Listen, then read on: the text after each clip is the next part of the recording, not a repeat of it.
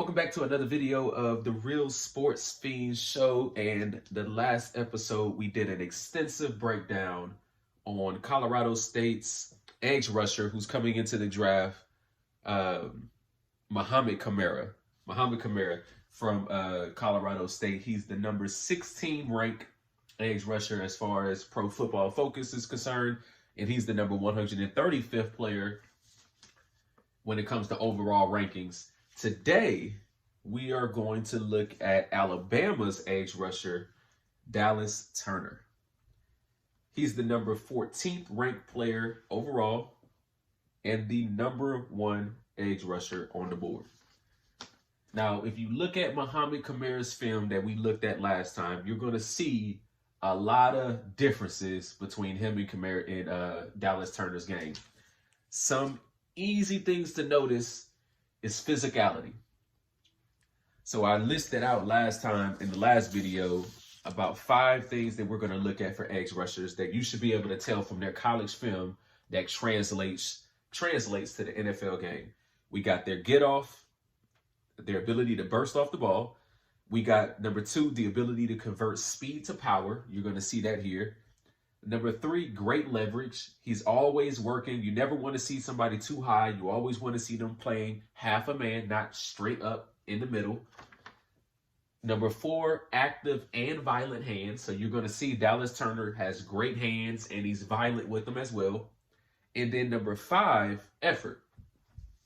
You're going to see, I'm not going to say that you're going to see 10-star effort here, but you're going to see effort as well. But those are the 5 things we want to look at when it comes to what makes an edge rusher great. What are the qualities we want to look for? Again, Dallas Turner is the number 1 ranked edge rusher, the number 14th ranked overall player. He's definitely going to go in the first round. The question is, what team is going to draft him? This film is uploaded by Adrian Cienko, and this is Dallas Turner versus Georgia. Obviously, Georgia was one of the best teams in NCAA. Here he is down here. You can see they're passing away from him. First things first. I'm not going to rewind it, but you can see his get off is pretty good, even on the pass away from him. Here he is right here. He's standing up. He's going to drop on this one. So he's one of those outside linebacker type DNs who can do both. He can rush the quarterback and he can play off the ball as well. Now, if he's really a great pass rusher, you're obviously going to want him rushing the passer a lot more than backing up. Obviously, Alabama has talent all over the field, so you're probably going to see some other players in here that you probably were like, oh, yeah, they can get drafted too. Here he is right here. So let's slow this down a little bit, and let's get into his get-off. Let's see what his get-off is and how quickly he gets off the snap of the ball. So this is 2nd and 6. It can be a run or pass. Based on the way the linemen are, it does look to be a pass. I like how he's crowding the ball. Dallas is crowding the ball. He's really up there. See motion. Okay, the ball is gone.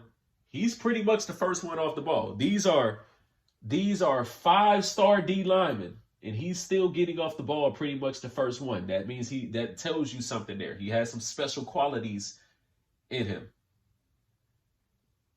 Now, that wasn't too good. We can see here he kind of gets ate up on that block. So he gets off the ball pretty good, but he doesn't have his feet with him.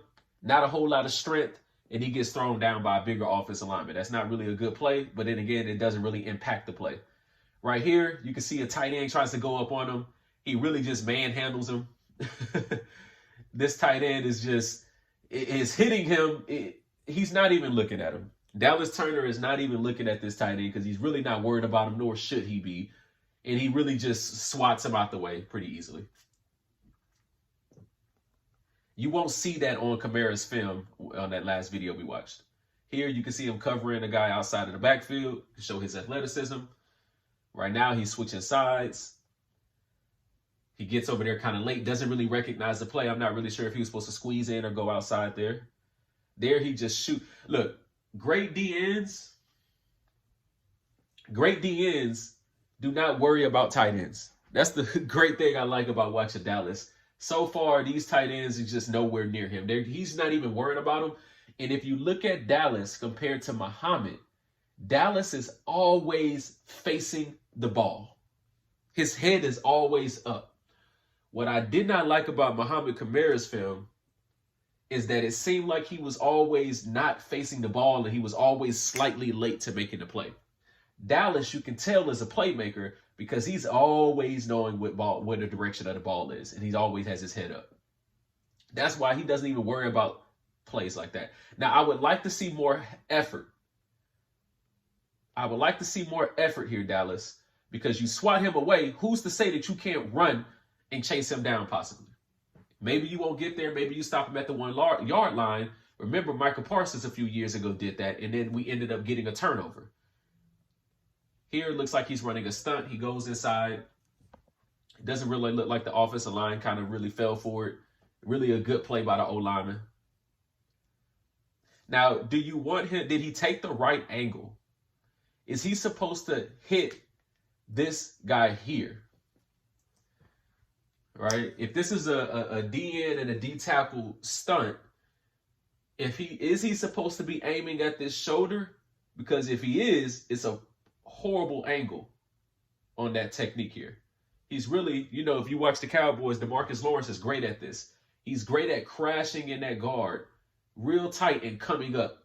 And sometimes he even makes that play. And this guy is supposed to be scraping, going right off that tackle's shoulder. It doesn't really look like Dallas Turner really takes the right angle if this was a design stunt.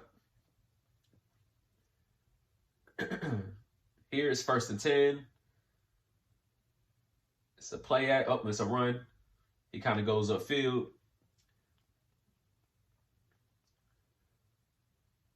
Here, you can see the extension. He shouldn't have any problem playing a run. This is a 3-down lineman. This is a 3-down defensive end. You can see this is just a one-on-one block here. This is just a one-on-one block. And all his job is to keep that outside contained, push him in, and you can see he pretty much stands him up and does that. He actually knocks him into the back, and he actually makes that play. That's a great play. That's what you want from your DN. This is another great play. Look, this is why it's easy to see why Dallas Turner is the #1 ranked edge rusher. Look at these two plays. He knocks this guy into the run. He gets the play right here. He stops him for 1.5 yards. And then they try to crack him. He knocks them. He gets around the lineman and makes the play. That's what you want to see. I know I keep bringing up the Cowboys because I'm a Cowboy fan. Micah Parsons, those are the plays we need to see in the playoffs. Sometimes you just got to make it happen. This is a great play right here.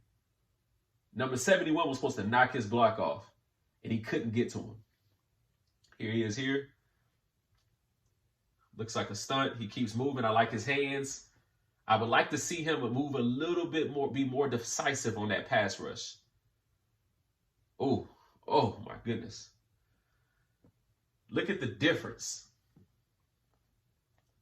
Look at the difference between this play and that next play. So this is a 3rd and long. It's obviously a pass play, or should be obviously a pass play. They could obviously run. They could still run it, but 7.5 minutes left, 2nd quarter. Georgia's down. I mean, they should be passing this ball. I would love to see him burst off the football a lot faster and get up the field a lot faster than he did. He looks a little hesitant, like he's not really sure how to attack the blocking scheme. And then on this next play, 3rd and 12, obvious pass situation, but he's way more into this pass rush than the last play. Boom. Look at him stab him with his inside arm, knocks the tackle off balance. He did not have a chance. He tries to do the move again. He almost got back there again. Same move. He did it twice, except this time he stays on the outside edge, and he still almost hits the quarterback. The quarterback has to rush it, has to throw it short. Defense comes to make a play. Here's another passing down. You can see they're trying to slow him down a little bit by lining some people up right there next to him. They got this guy here kind of chipping, not really chipping, but it slows the rush down. he's still getting up the field and flustering the quarterback out the pocket.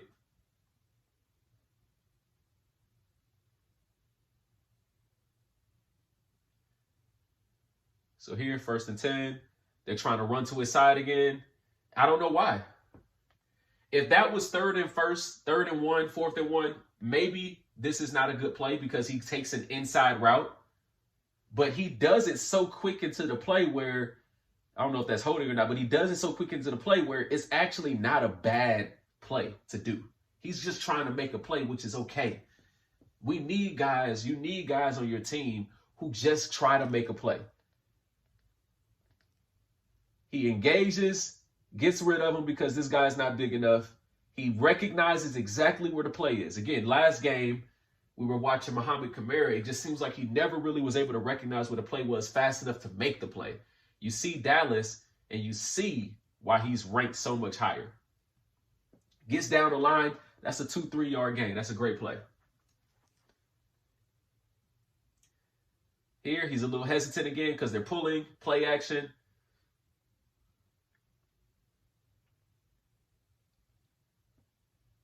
He's definitely a better player when he's not hesitant. He's a better player when he can do that. When he can just go up and just go without worrying about any play action or anybody running towards him, the guy is elite.